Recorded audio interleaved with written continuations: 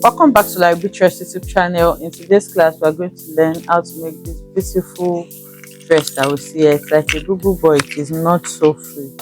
This is made with scuba nets and sequins fabric, and it also has a beaded fringe on the neckline. It has a beautiful collar, as you can see, and two front pockets. I'm going to take you through how I cut and sew this. As if this is something you like to learn, and let's get to.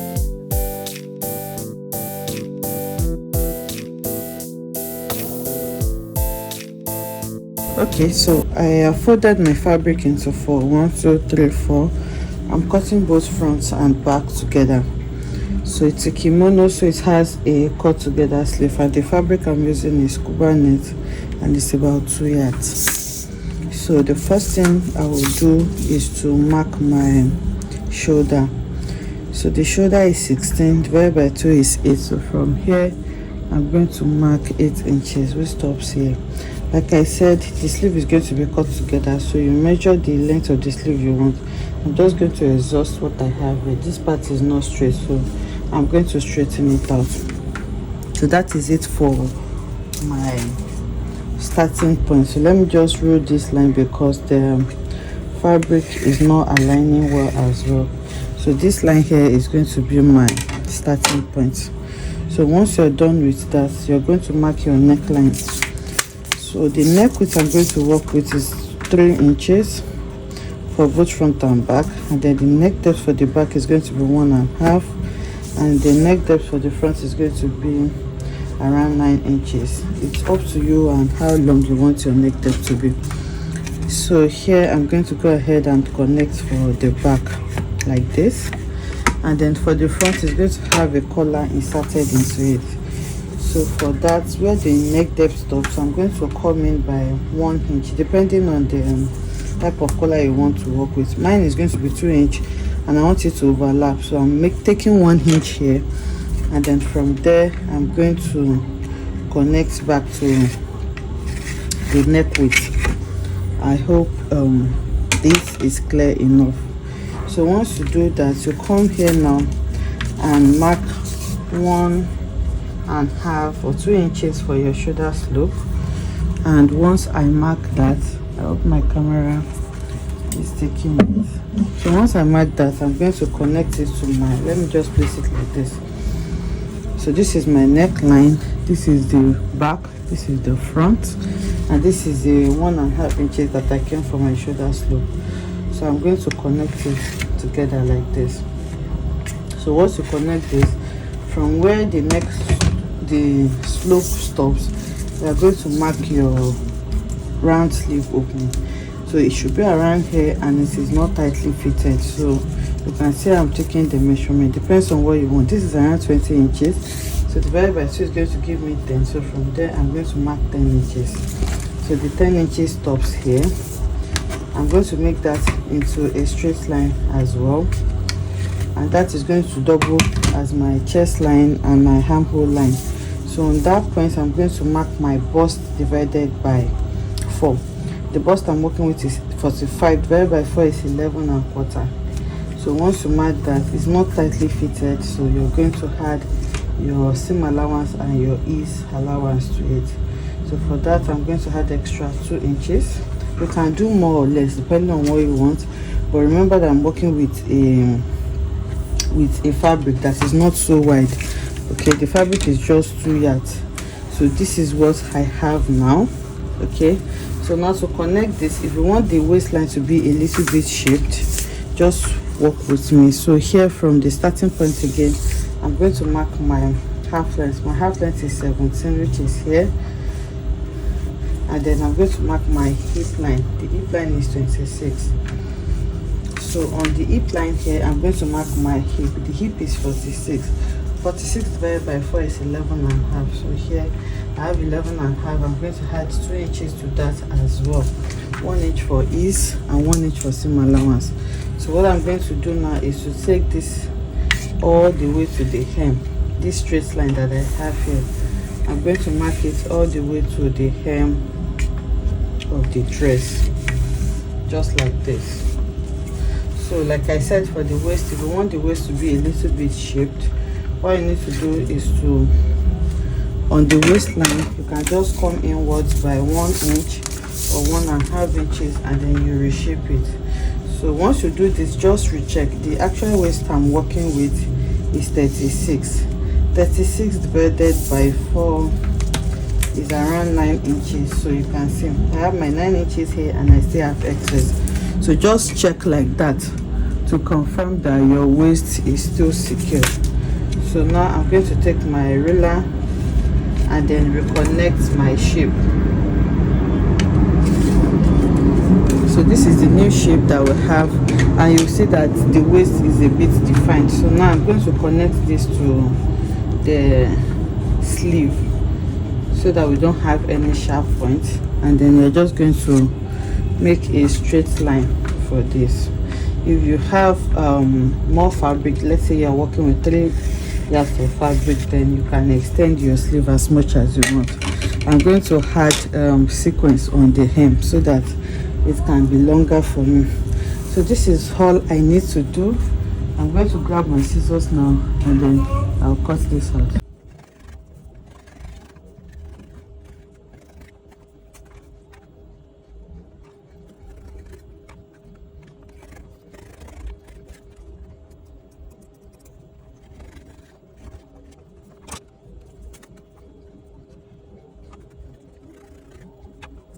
So I'm done cutting it now. You can see I cut it. This is the front with the neckline and this is the back.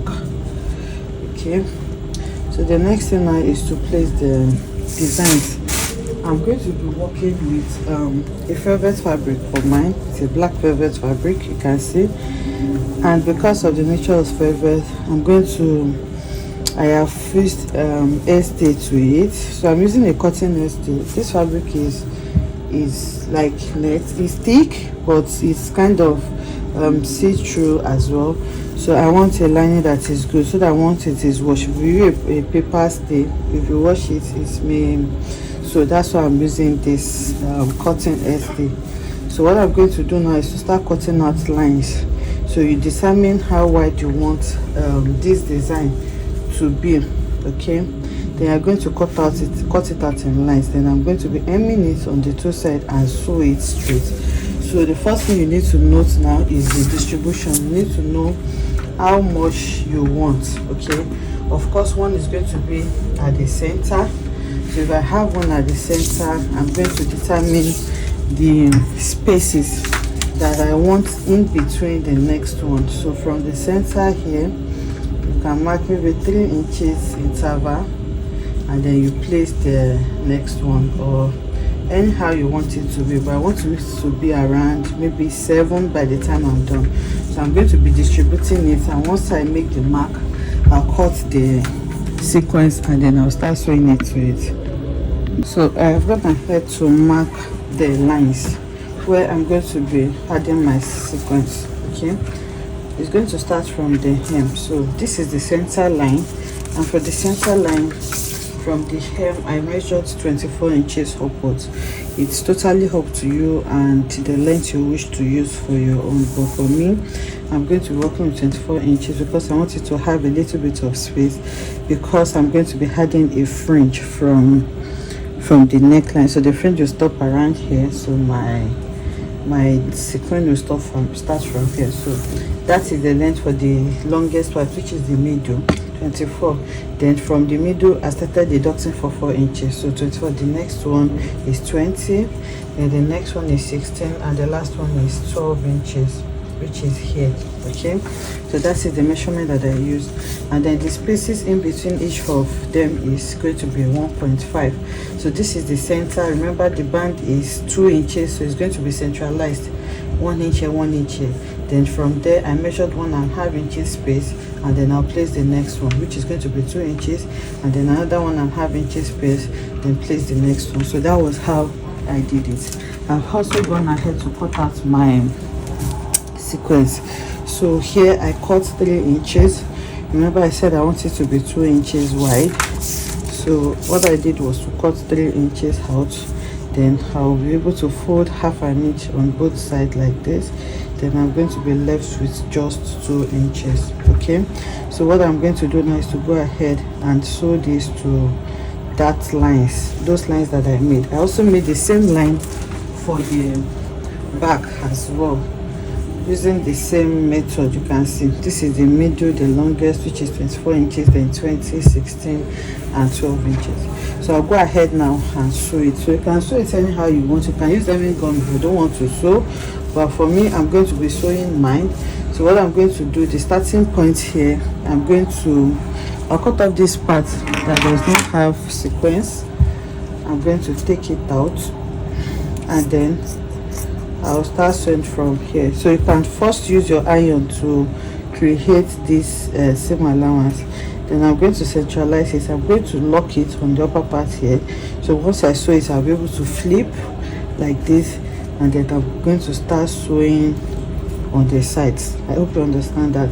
So I'm going to sew all of this first before I join the shoulders together, because it's going to be easier once, if your fabric is still flat, you'll be able to manipulate it better. So I'll go ahead and cover all these spaces now, and then bring it back to show us what we have. I've gone ahead to sew it, you can see. So just like I marked it out, that is exactly what I followed. So this is what it looks like on the right side, and this is what the wrong side looks like. So this is the back, okay, and I did the same thing to the front as well. I sew it exactly the way I sewed the back. So this is the front. You can see how the design is.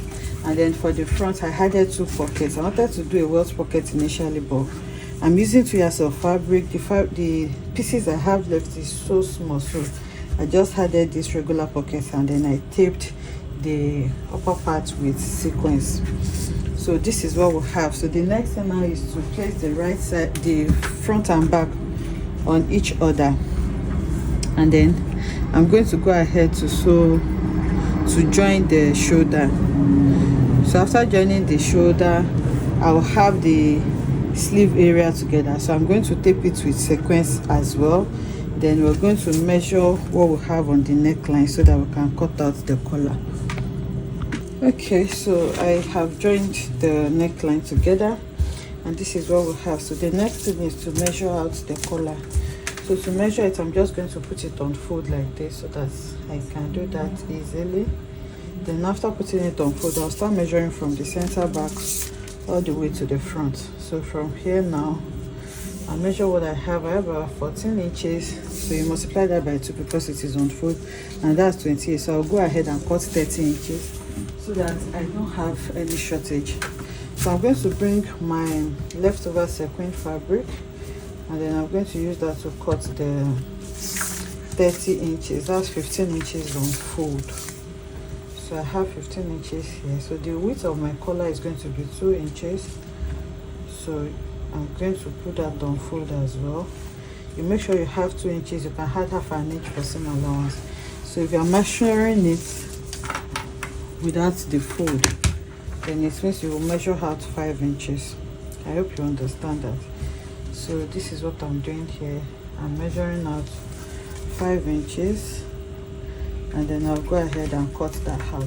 My sequence is 1 yard. The sequence I'm working with is just 1 yard, so a yard of sequence should be enough for you. But if you want your dress to be free, then you should consider using maybe 2.5 to 3 yards of scuba. Mine is just 2 yards. Okay, so this is the collar. I'm just trying to confirm my measurements again, and then I'm going to take it to the ironing table now, and then I'll put it on fold and iron it well before I sew it. So I've gone ahead to iron it. You can see now that it is looking flat. So what you just need to do now is to bring in your dress, and then you sew this round the collar. Okay, we're going to sew it. You leave a little bit. Remember, we added extra. So for easy access, you should notch the collars by just around half an inch on both sides. So once you notch the collars, you'll be able to sew. So the half an inch that you used to notch, that's your seam allowance. That's what you're going to use to sew this round the neckline. So once you are done sewing it around the neckline, we'll move to the next stage.